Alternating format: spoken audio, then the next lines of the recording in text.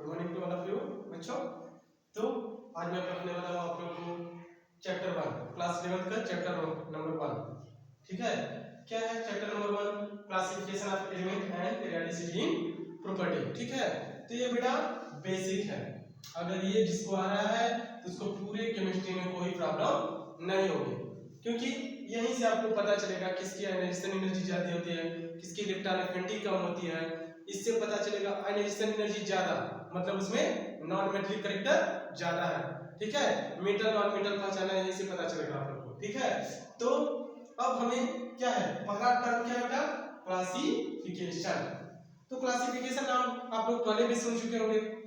ठीक है, बायोलॉजी में आप लोग क्लास 9 में सुन लेते हैं classification.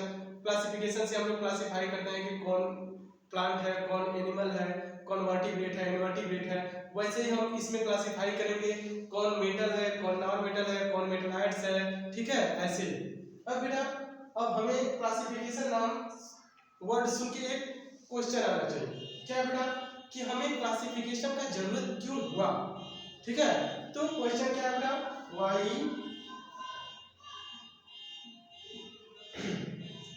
Do we need to classify the element? Why do we need to classify the element? ये क्वेश्चन है। ठीक, ये क्वेश्चन आप लोग के पास आना चाहिए। अगर ऐसा क्वेश्चन नहीं आ रहा है मतलब कुछ तो दिक्कत है। सबसे पहले क्लासिफिकेशन नाम सुन के यही आना चाहिए कि हमें क्लासिफिकेशन की जरूरत क्यों हुई।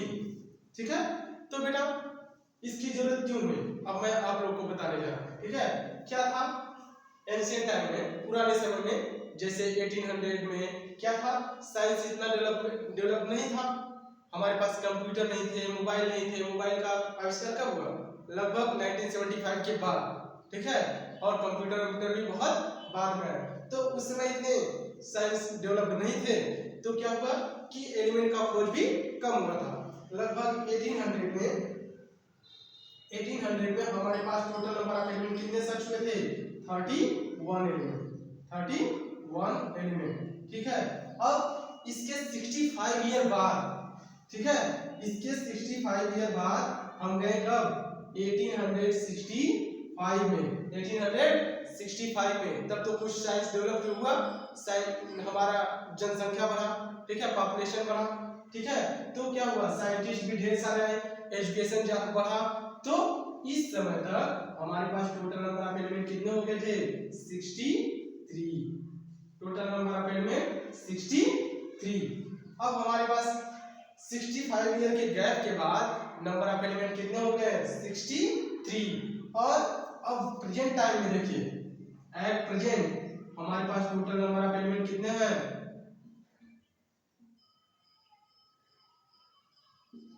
एट प्रेजेंट 118 एलिमेंट टोटल है, 118 एलिमेंट। ठीक है, तो क्या दिक्कत हुआ बेटा, 118 एलिमेंट बहुत ज्यादा तो नहीं है, लेकिन दिक्कत इसलिए हुआ बेटा कि पहले एलिमेंट कम थे, पहले एलिमेंट कम थे।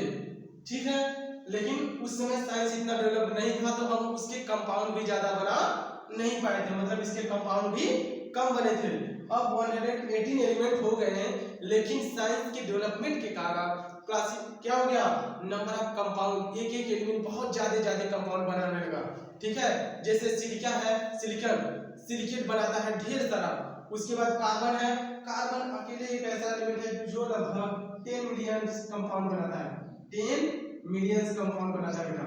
ठीक है, तो क्या हो गया, नंबर ऑफ एलिमेंट तो बढ़े ही बढ़े, नंबर ऑफ एलिमेंट के एक एक एलिमेंट के कंपाउंड भी बढ़ने लगे बेटा। ठीक, तो क्या दिक्कत होने लगा बेटा, एलिमेंट बढ़ गए तो उनको स्टडी करना आसान नहीं रह गया। तो साइंटिस्ट लोग क्या किए कि इनके स्टडी को ऑर्गेनाइज किए एक सिस्टमेटिक वे से। ठीक है, जिसके कारण क्लासिफिकेशन का जन्म हुआ। ठीक है, तो साइंटिस्ट लोग क्लासिफाई करना शुरू किए और उसको क्या बोला गया, जेनेसिस ऑफ पीरियोडिक क्लासिफिकेशन। ठीक है, तो ये बेटा, तो इसका आंसर क्या होगा बेटा, क्यों जन्म हुआ इसको लिख लीजिए। अब इसको हम आंसर देना चाहते हैं इसका क्या। ठीक है, चलिए, तो इसका आंसर है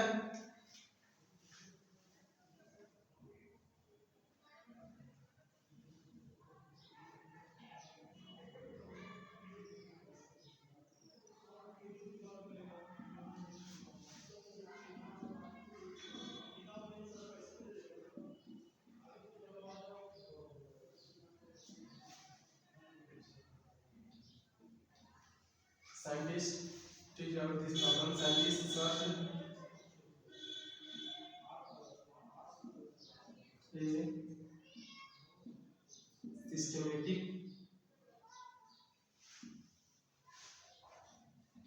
systematic way to organize their knowledge by classifying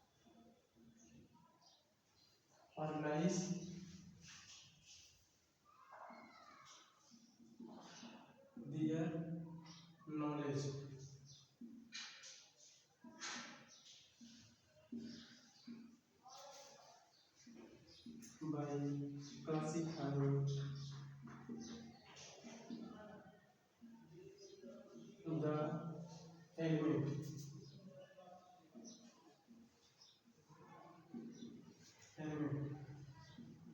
in various ways. ठीक है, to each of this problem scientists searched a systematic way to organize their knowledge by classifying the element in various ways. Okay, तो ये reason था बेटा classification का जरूरत क्यों हुआ।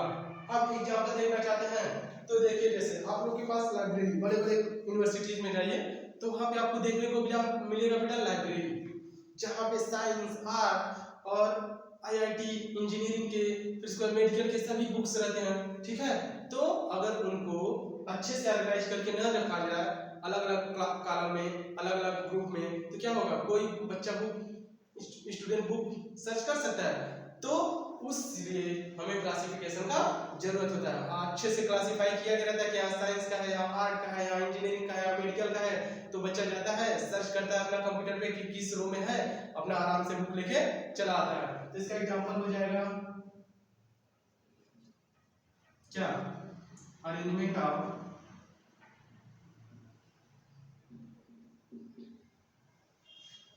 बुक्स इन लाइब्रेरी। ठीक है, arrangement of books in library. और बेटा यहाँ पे वेरियस वे लिखा है, ठीक है ना, वेरियस वे। तो वो कौन से वेरियस वेज हैं जिसके द्वारा क्लासिफिकेशन स्टार्ट हुआ। तो उसमें बेटा क्या है, पहला देखिए जेनेसिस ऑफ क्लासिफिकेशन। अब इसको हम लोग स्टार्ट कर रहे हैं। ठीक है, जेनेसिस ऑफ क्लासिफिकेशन। ठीक, चलिए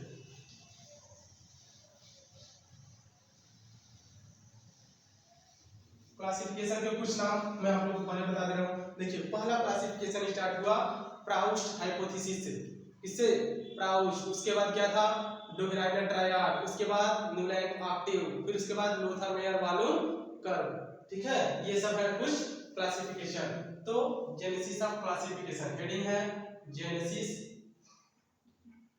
of periodic classification.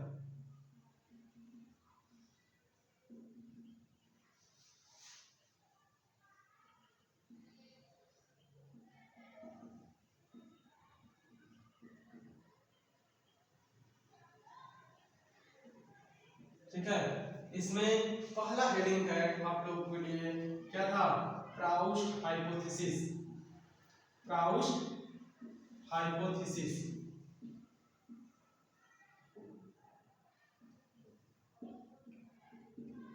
Proust hypothesis इनके अनुसार क्या था बेटा, इन्होंने बोला कि किसी भी एलिमेंट का एटॉमिक वेट, ठीक है ना, किसी भी एलिमेंट का atomic weight is simple multiple of atomic weight of hydrogen. इन्होंने बोला कि कोई एलिमेंट है, जैसे हाइड्रोजन है, मान लीजिए हाइड्रोजन है, इसका एटॉमिक वेट क्या है बेटा, 1 है। ठीक है, तो नेक्स्ट एलिमेंट हीलियम है, मान लीजिए इसका क्या आता है, 2He4। तो देखिए ये क्या है, 4 है ना, तो 4 को क्या लिख सकते हैं, 4 into 1 लिख सकते हैं नहीं, तो सिंपल मल्टीपल हुआ बेटा। तो इनके अनुसार ये था कि atomic weight of any element is simple multiple of atomic weight of hydrogen. तो इसको अगर स्टेटमेंट में लिखना चाहे तो क्या लिख सकते हैं बेटा, चलिए एग्जांपल दिखा देंगे हम आप लोग को। क्या था, all element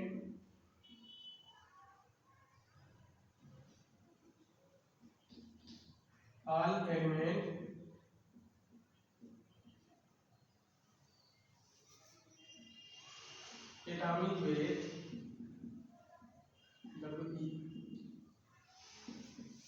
atomic weight are simple multiple of atomic weight of hydrogen.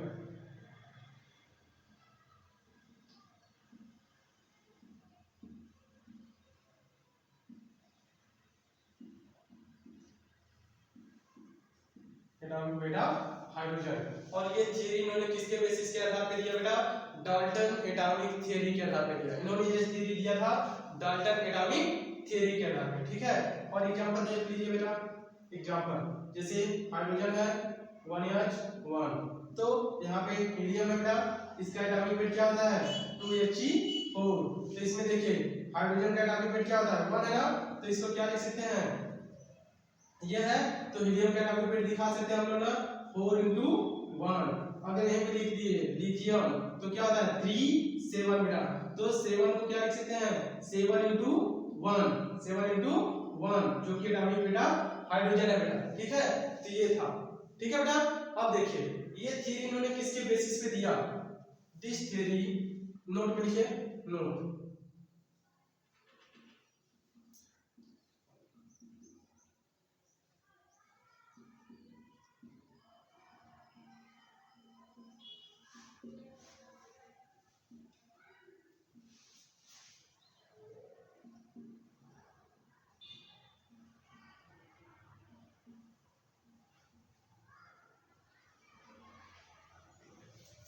basis of Dalton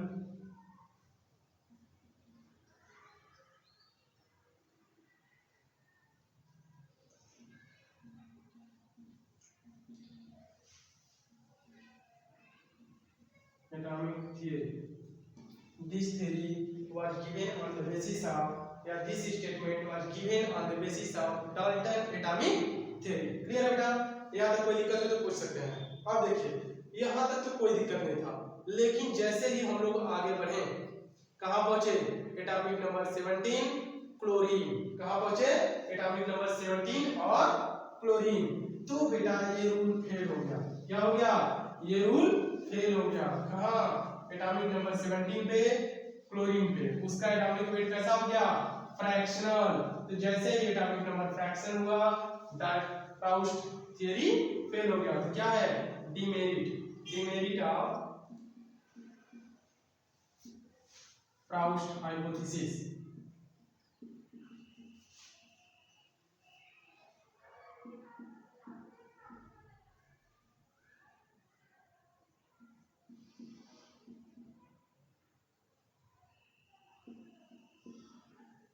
ठीक है, Proust hypothesis।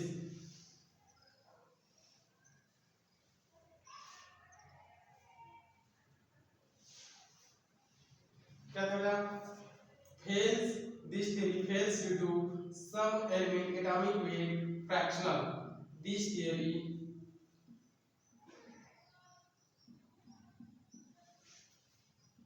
fails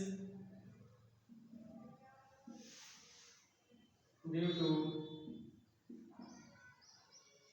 this theory fails due to some element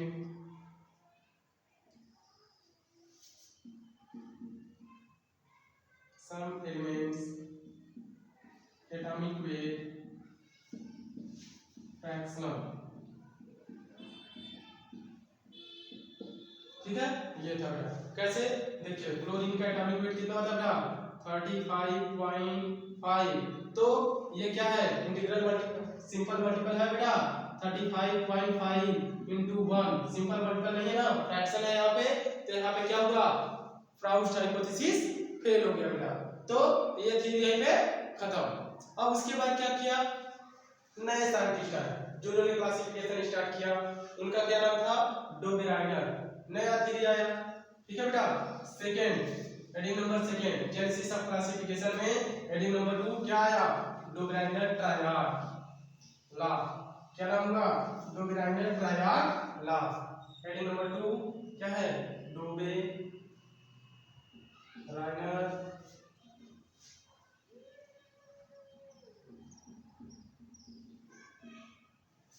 triad law. अब बेटा ये लॉ क्या है, ट्रायड। ट्रायड से आप लोग को कुछ क्लिक करना है, ट्रायंगल। ट्रायंगल में कितने साइड होते हैं, 3। सेम इसमें भी क्या हुआ, 3 ड्रोबेराइडर साहब ने क्या किया, 3 एलिमेंट का ग्रुप बनाया। क्या किया, 3 एलिमेंट का ग्रुप बनाया और बोला कि इसको क्या बोलेंगे, ट्रायड। और उन्होंने एक और क्या बोला कि average atomic weight of first and third element is the arithmetic mean the, क्या बोला, average atomic weight of first and third element is approximately equal to the atomic weight of middle element. ये बोला इन्होंने ड्रोबेराइडर साहब ने। क्या बोला बेटा, स्टेटमेंट देख लीजिए, उसके बाद एग्जांपल समझाते हैं। Here is the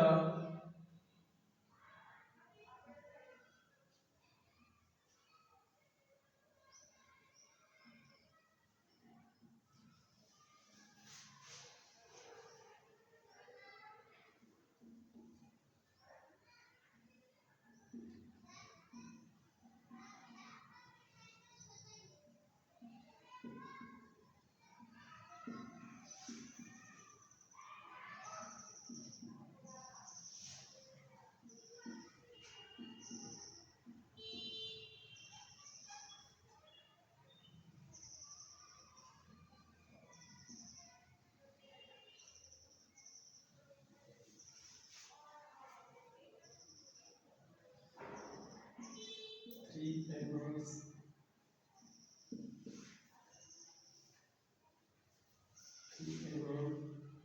known as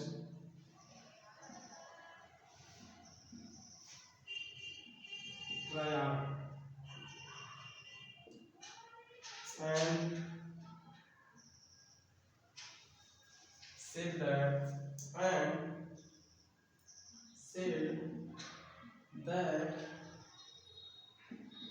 the average atomic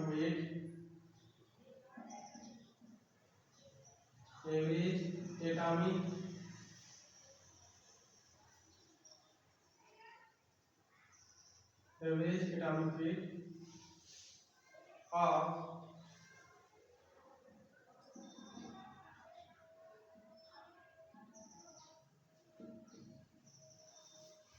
first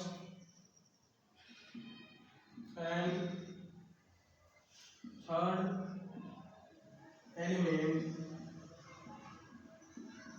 is approximately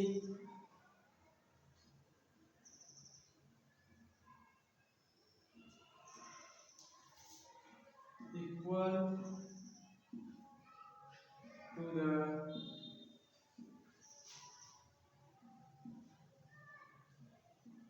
second element।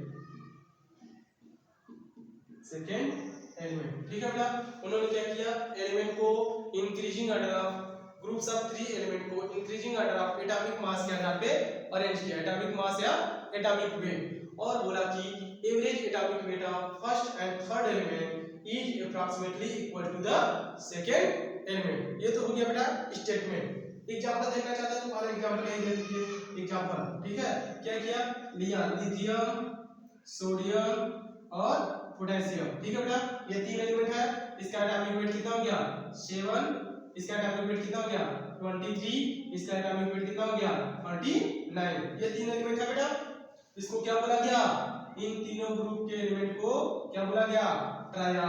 3 element है बेटा, इसे बोला गया ट्रायड। क्या बोला गया, ट्रायड। अब देखिए, ये फर्स्ट हो गया एलिमेंट, ये हो गया थर्ड। तो स्टेटमेंट के अनुसार चलिए, देखिए इसका और इसका एटॉमिक वेट का एवरेज क्या है, एटॉमिक वेट 7 और थर्ड क्या है 39। तो एवरेज क्या हो जाएगा बेटा, 7 प्लस 39 एवरेज 2 कितना आएगा बेटा 23 आ जाएगा 23, जो कि average atomic weight of sodium के बराबर है नहीं, average atomic weight of sodium के बराबर है बेटा। ये देखिए, मतलब रूल क्या है, वैलिड है।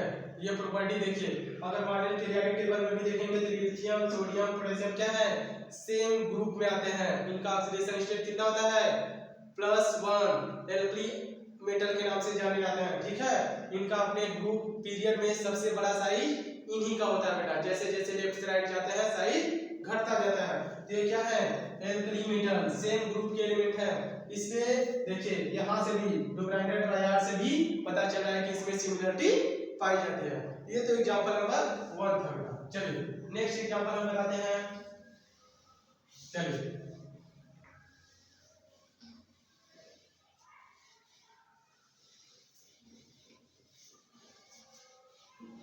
मान लीजिए अगर रैंडम आपसे पूछ दिया, मान लीजिए अगर पूछ दिया, देखिए एग्जांपल नंबर 2 क्या है, कैल्शियम, स्ट्रांसियम और बेरियम, 3 एलिमेंट है बेटा। कैल्शियम का एटॉमिक वेट कितना होता है बेटा, 40। कितना होता है, 40। स्ट्रांसियम का कितना हो जाएगा, 88। इसका कितना हो जाएगा बेटा, 137। ये हो गया बेटा, ये 3 एलिमेंट है। अब इसको क्या बोलेंगे बेटा, टोटल ट्रायड के नाम से जाना जाएगा, ठीक है, डोब्राइडर ट्रायड के नाम से। अब देखिए ये 3 एलिमेंट है। अब देखिए ये first, second, third atomic weight के इंक्रीजिंग ऑर्डर में है, कोई दिक्कत नहीं है, ठीक है। चलिए अब क्या है, average of first and third is approximately equal to second. चलिए तो क्या हो जाएगा बेटा, फर्स्ट एंड थर्ड का सम 40 प्लस 137 कितना हो जाएगा बेटा, कितना होगा, ये ऐड कर दीजिए, 7 प्लस 7 प्लस हो जाएगा 2। अगर एवरेज निकालेंगे बेटा कितना आएगा, 88 पॉइंट कितना होगा, 5। अब देखिए ये किसके बराबर है, बेरियम के बराबर है कि नहीं। बेरियम का एटॉमिक वेट कितना था, 88। बेरियम के बराबर है बेटा, देखिए बेरियम के बराबर है एकदम। देखिए हम वहां स्टेटमेंट में लिखे थे बेटा अप्रॉक्सीमेटली इक्वल होगा, इक्वल नहीं होगा।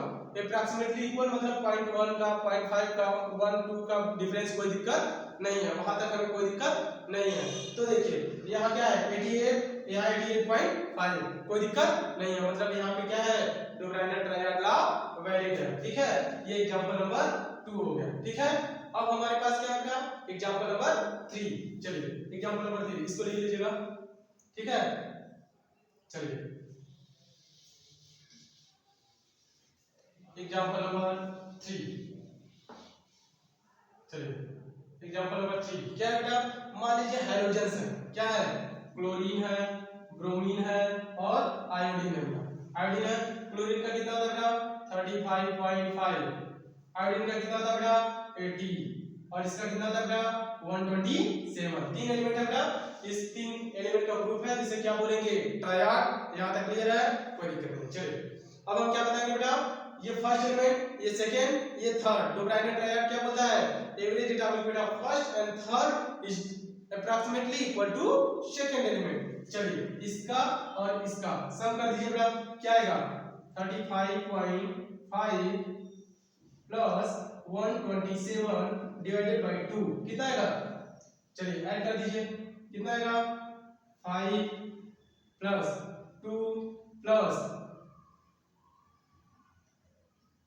6 प्लस 1 डिवाइडेड बाय 2 कितना आएगा, 81.25, जो कि अप्रॉक्सीमेटली इक्वल है किसके, ब्रोमीन के एटॉमिक वेट के, जो क्या है 80। देखिए 81.25 है, ये कितना है 81.25 का डिफरेंस है, तो लगभग हम बोल सकते हैं अप्रॉक्सीमेटली इक्वल है। तो यहाँ भी देखिए ये कितना है 80, ये 81.25, तो अप्रॉक्सीमेटली इक्वल है, मतलब हमें कोई दिक्कत नहीं है। ये था बेटा, लेकिन यहाँ तक तो ठीक था बेटा। ये कितने तक वैलिड रहा, सिर्फ 5 ग्रुप बने, 5 ट्रायड बने, उसके बाद और एलिमेंट पे ये वैलिड नहीं रहा, ठीक है। ये सिर्फ कितने तक वैलिड रहा, 5।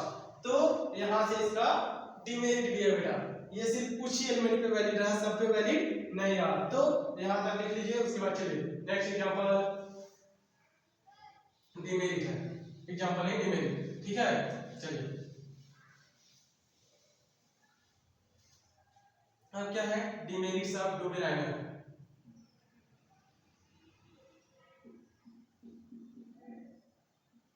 ठीक है, डिमेरिट क्या है बेटा, डिमेरिट इसका यही है कि ये ऑल द नोन एलिमेंट में नहीं वैलिड रहा बेटा। उस समय जितने एलिमेंट थे उसमें सब में वैलिड नहीं रहा, ठीक है।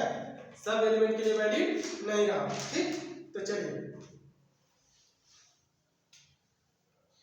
डिमेरिट, पहला डिमेरिट है कि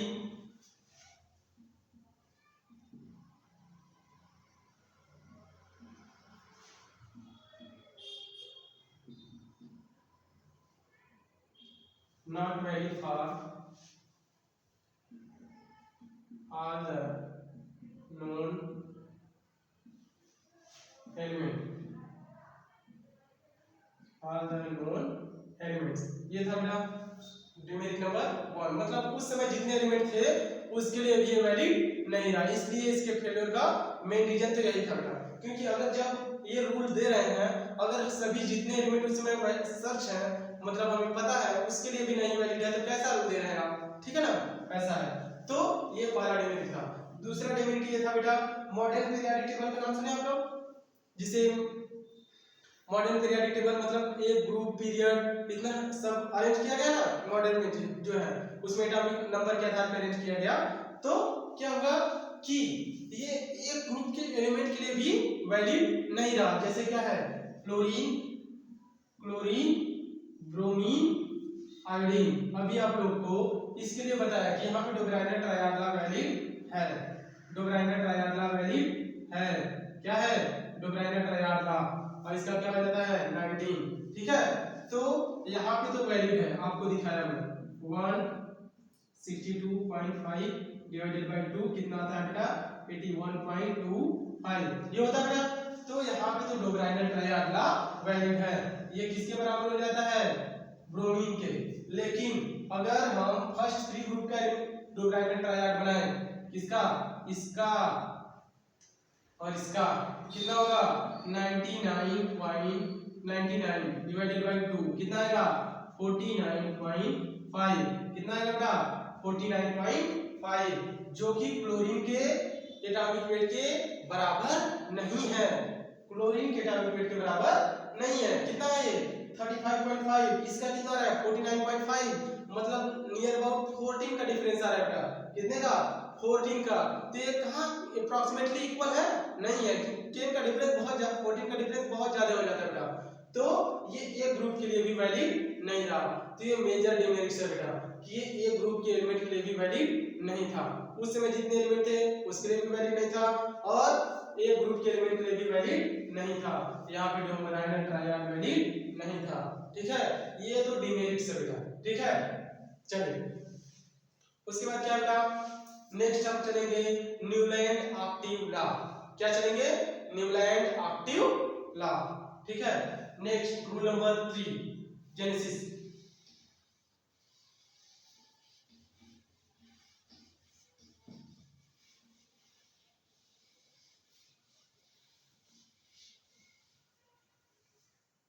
रूल नंबर 3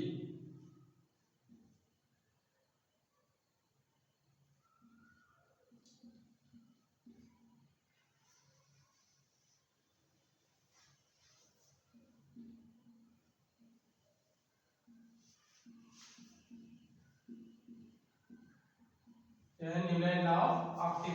इन्होंने क्या किया बेटा, म्यूजिक और केमिस्ट्री को ऐड कर दिया, म्यूजिक और केमिस्ट्री।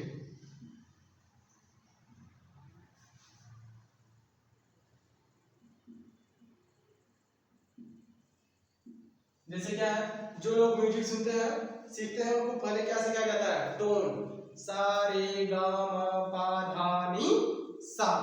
तो इसमें जैसे होता है ना, फर्स्ट और एट्थ सिमिलर होता है बेटा, फर्स्ट और एट्थ सिमिलर होता है, उसी प्रकार न्यूलैंड ऑफ ऑक्टिव, ऑक्टोपस का नाम सुने बेटा, ऑक्टोपस में क्या होते हैं? 8 पैर होते हैं। ठीक है, उसी तरह ऑक्टिव इन्होंने क्या किया, अरेंज किया एलिमेंट को एटॉमिक मास के इंक्रीजिंग ऑर्डर पे, और बोला कि जिस प्रकार म्यूजिक में, ठीक है, फर्स्ट और एट्थ टोन सिमिलर होता है, उसी प्रकार अगर हम एलिमेंट को एटॉमिक वेट के इंक्रीजिंग ऑर्डर पे अरेंज कर रहे हैं तो फर्स्ट और एट्थ एलिमेंट के प्रॉपर्टी में सिमिलरिटी होगी। इसे उन्होंने बोला न्यूलैंड लॉ ऑफ ऑक्टिव। ठीक है, तो क्या स्टेटमेंट देखिए,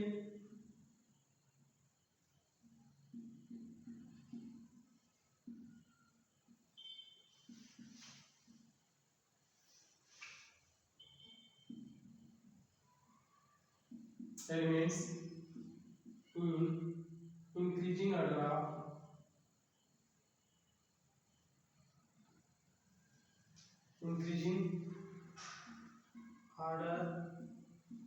of their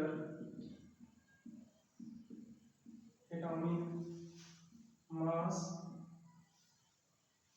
and said that atomic mass and noted that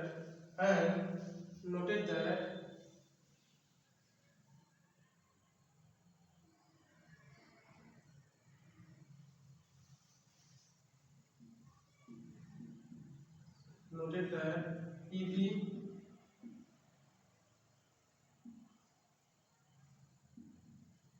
eighth element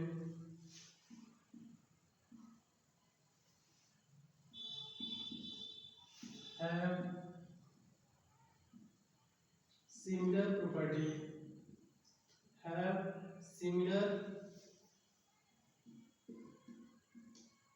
property to the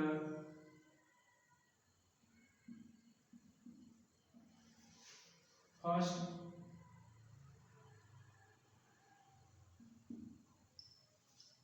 element and these resemble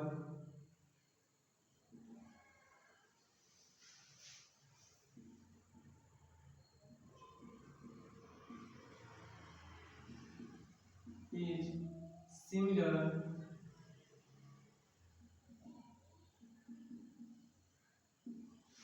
like music tone in which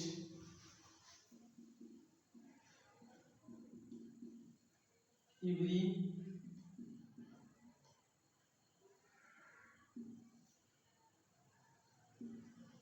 eighth tone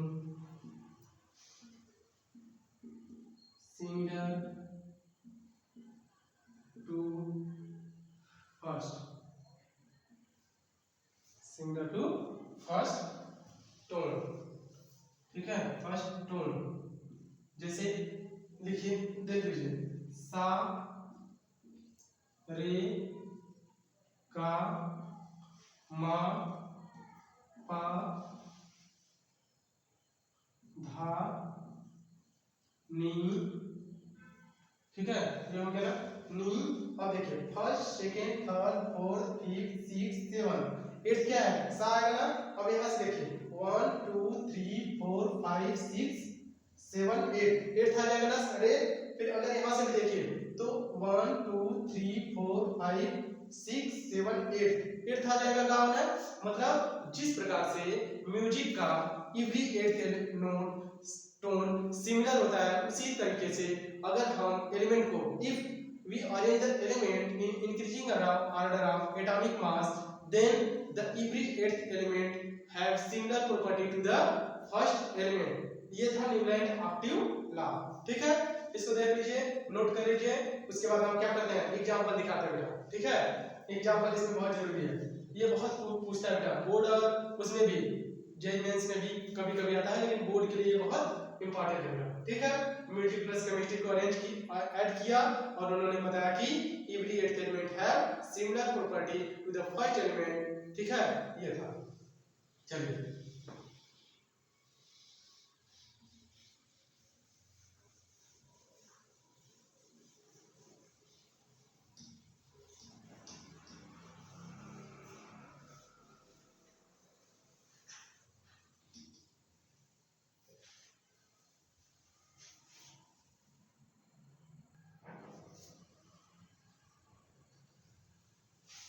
Newland of ऑप्टिव example बताना था बेटा। चलिए music लिख दीजिए, क्या है music का tone सा रे गा मा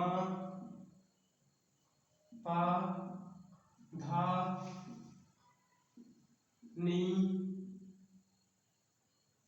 चलिए नी हो गया ना।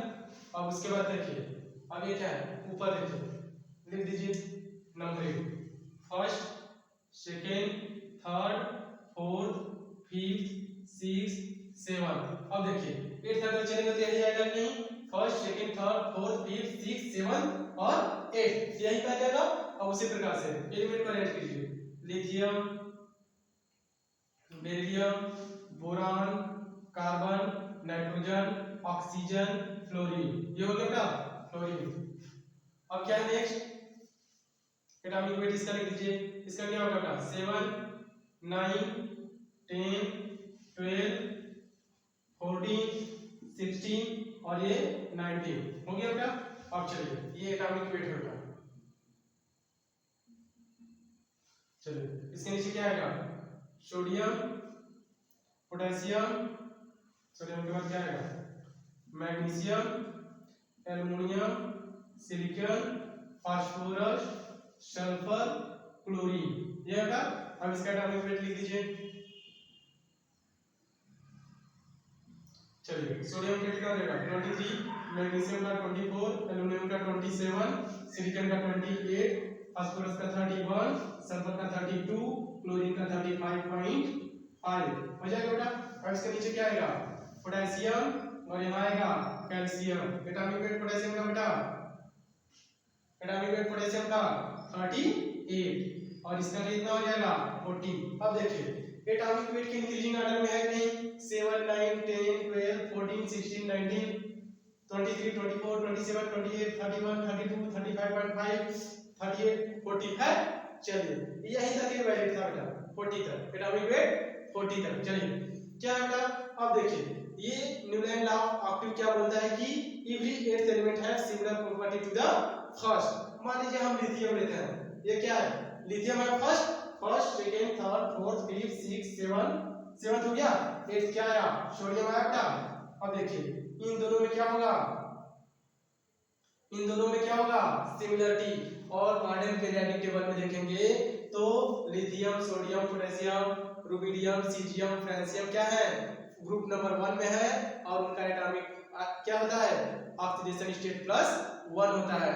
ये इनका रेडियाई क्या होता है, अपने इस पीरियड में सबसे बड़ा होता है, मतलब ये सिमिलर प्रॉपर्टी रखते हैं, मॉडर्न पीरियोडिक टेबल से भी प्रूफ हो चुका है। ठीक है, तो न्यूलैंड लॉ ऑफ ऑप्टिक्स से क्या बोला है कि फर्स्ट एलिमेंट एवरी एथ एलिमेंट के साथ सिमिलर होगा, तो ये क्या है सिमिलर है। अगर मान लीजिए बेरिलियम चल रहा है, बेरिलियम लिया, ठीक है, बेरिलियम ले लिए, क्या होगा इससे एथ एलिमेंट ना first, second, third, fourth, fifth, six, 7, 8। अब देखिए मैग्नीशियम के साथ है कि नहीं, अब देखिए ये +2 बनाता है, ये भी +2 बनाता है, ये डाइक्लोराइड बनाता है, ये भी डाइक्लोराइड बनाता है, मतलब यहाँ भी क्या है प्रॉपर्टी में सिमिलरिटी है, इसके फिजिकल और केमिकल प्रॉपर्टी क्या है सिमिलर है। मान लीजिए आप नाइट्रोजन ले रहे हैं, नाइट्रोजन ले लिए क्या होगा, यहाँ से 3 काउंट कर लीजिए 1 2 3 4 5 6 7 8।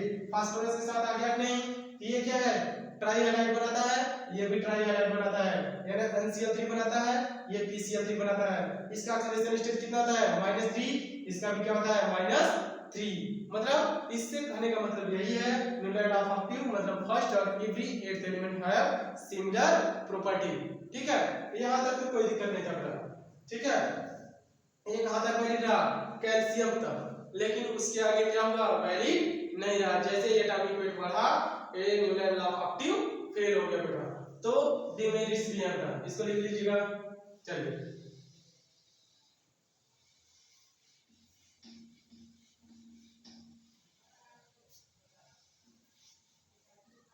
डिमेरिट क्या बेटा,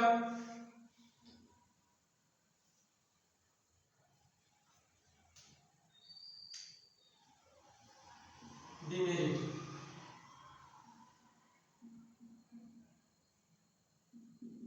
पढ़ा है डिमेरिट बेटा कि ये सिर्फ एटॉमिक वेट 40 तक वैलिड रहा, या ये बोल सकते हैं कि this law valid only for lighter element, this law valid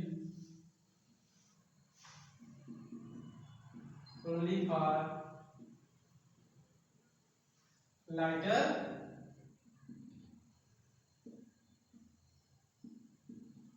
element atomic weight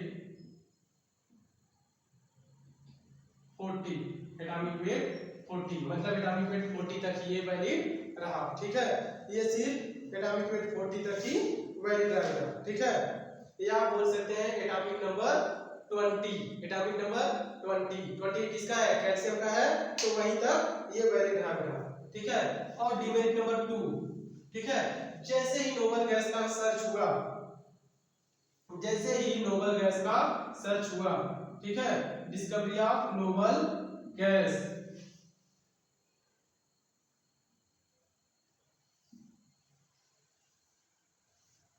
ठीक है, डिस्कवरी ऑफ नोबल गैस के बाद ये लॉ वैलिड नहीं रहा।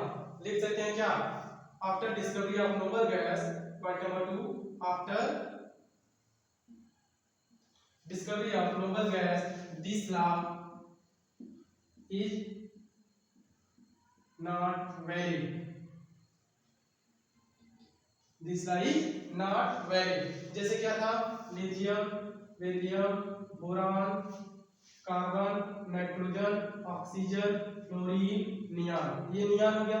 ठीक है, और इसके बाद sodium, potassium, sodium, magnesium, aluminium, aluminium के बाद सिलिकॉन, फास्फोरस, सल्फर, क्लोरीन, और ये क्या हो गया, आर्गन। ठीक है ना, अब देखिए काउंट करिए, first, second, third, fourth, fifth, six, seven, eight, eighth element क्या जा रहा है, नियॉन, इसमें एट्थ एलिमेंट क्या जाएगा, आर्गन।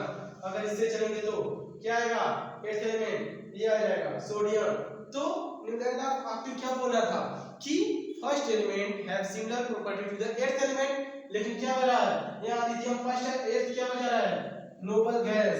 ठीक है, नोबल गैस हो जा रहा है एट्थ, तो एल्कली मेटल और नोबल गैस में कोई सिमिलरिटी नहीं है। तो आफ्टर नोबल गैस डिस्कवरी क्या किए, एट्थ एलिमेंट ये हो जा रहा था, इसलिए ये लॉ वैलिड नहीं रहा, न्यूटन लॉ ऑफ एक्टिव नहीं रह गया, ये न्यूटन लॉ ऑफ नोनिम बोल सकते हैं, नोन, नोनेम, न्यूटन लॉ ऑफ नोनेम, लेकिन एक्टिव नहीं बोला जा सकता है। अगर नाइन्थ देखें तो यहाँ सिमिलर है, देखिए first, second, third, fourth, fifth, six, seven, eight, और ये नाइन्थ इसके साथ सिमिलर है, लेकिन एट्थ सिमिलर नहीं है after discovery of noble gas, तो ये लॉ वैलिड नहीं रहा। ठीक है, ये लॉ वैलिड नहीं रह गया।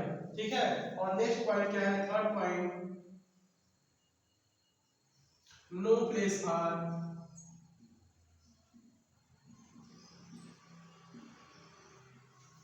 unknown element, no place for unknown element। इन्होंने unknown element के लिए कोई स्थान नहीं छोड़ा। जैसे रदरफोर्ड क्या था, जैसे उन्होंने मेंडलीफ ने छोड़ा था अपने पीरियोडिक टेबल में प्लेस, ऐसे इन्होंने कोई प्लेस नहीं छोड़ा। ठीक है, तो यहाँ तक Newton law of active complete हो गया। इसमें से दो पॉइंट सबसे इंपॉर्टेंट है बेटा, डे ब्रायनर ट्रायड लॉ और Newton law of active. Dobereiner triad law और Newton law of active board में बहुत पूछता है बेटा। ठीक है, और डे ब्रायनर ट्रायड लॉ से तो मेंस में भी क्वेश्चन आया हुआ है, नीट और मेंस में भी, तो ये आप लोग अच्छे से पढ़िएगा। प्राउस्ट नहीं पढ़ेंगे कोई दिक्कत नहीं, लेकिन न्यूटन और डे ब्रायनर अच्छे से पढ़ना बेटा। ठीक है, चलिए ठीक है, थैंक यू। अब हमारा नेक्स्ट क्लास होगा, उसमें हम आप लोगों को बताएंगे लूथर मेयर वॉल्यूम कर्व और मेंडलीफ पीरियोडिक टेबल। ठीक है, थैंक यू।